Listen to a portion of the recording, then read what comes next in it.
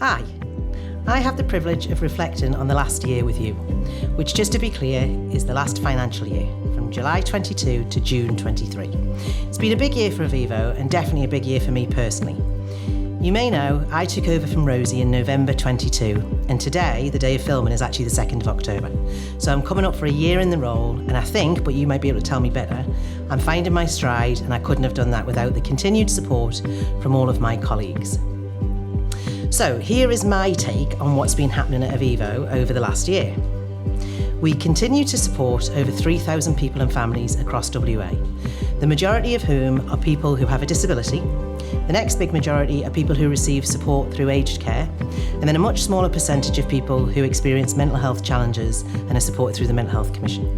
Of course, every single one of our customers are unique, and each person requires their own unique support system. This year's customer feedback results are once again amazing. The stat that shouts out to me and tells you something about the way that we work is that over 92% of customers who completed the survey said my Avivo services help me do what's important to me. And over 85% who completed the survey are very happy with the support they get from Avivo. Brilliant.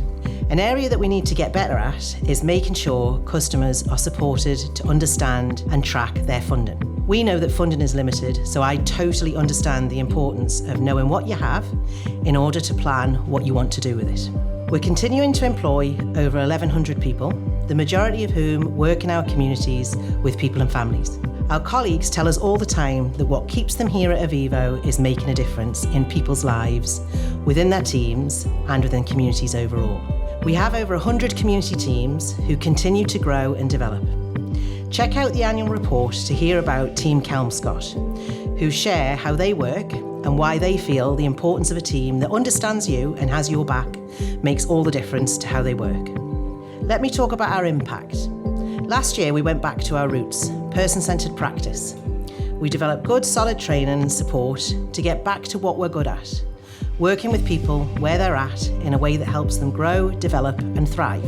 In October 22, we launched the Mental Health Community of Practice, over 100 colleagues coming together to learn and share their experiences of positive approaches to supporting people's mental health.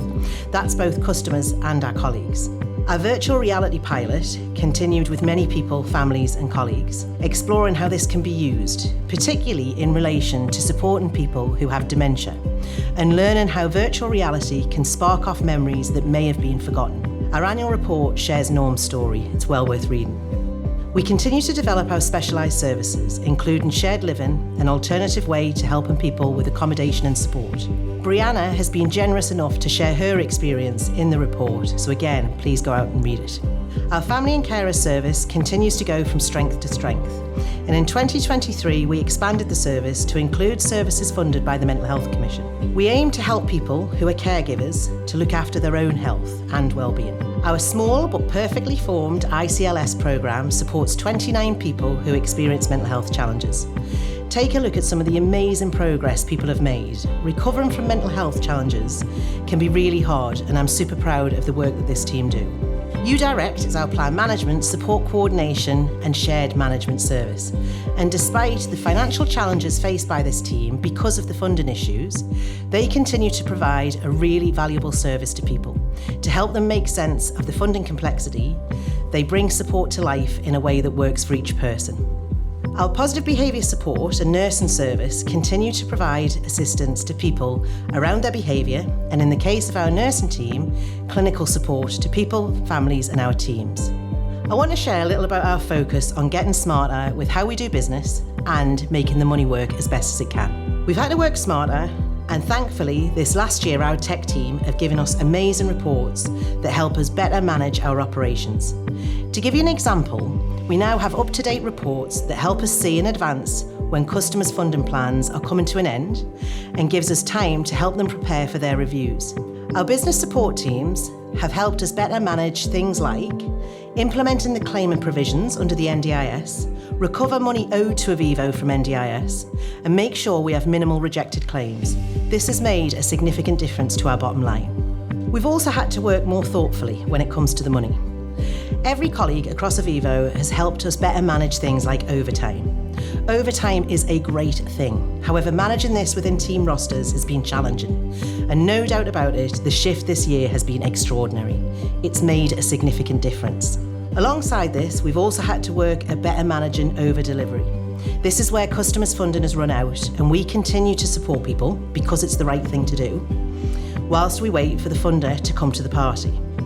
This has been a challenge, yet we've done it, and we have much better processes and forecasting ability now than we've ever had.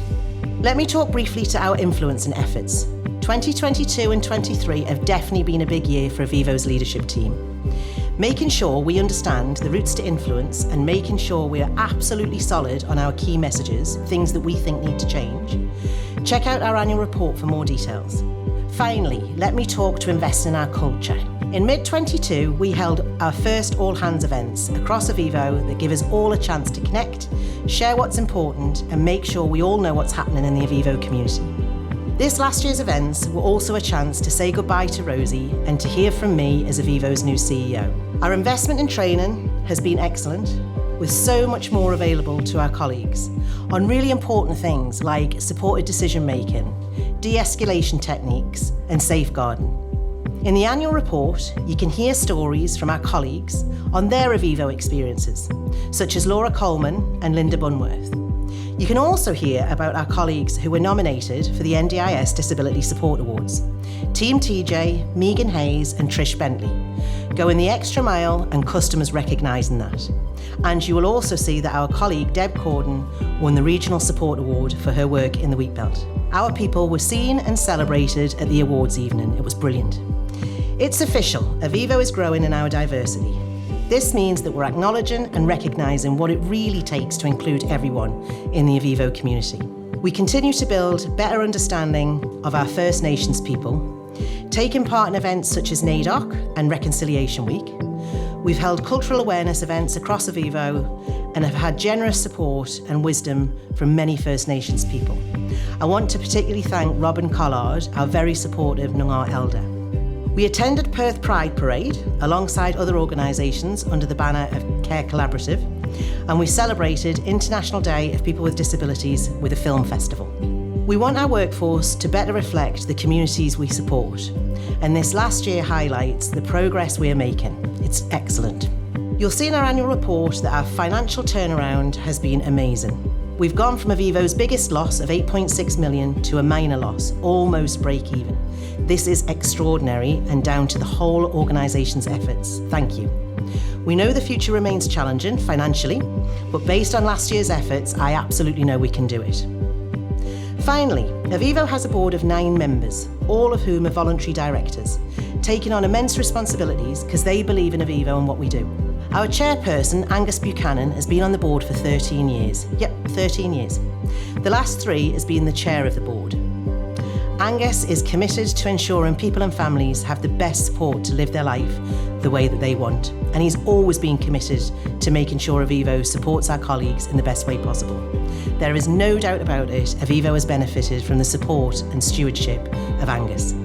I personally have had lots of support from Angus, having known him for now 11 years. We say goodbye to Angus and thank him for everything he's done over those 13 years. So there we go, so much in 1 year. Grab a cuppa and take the time to read the annual report. It's a real celebration of our Avivo community.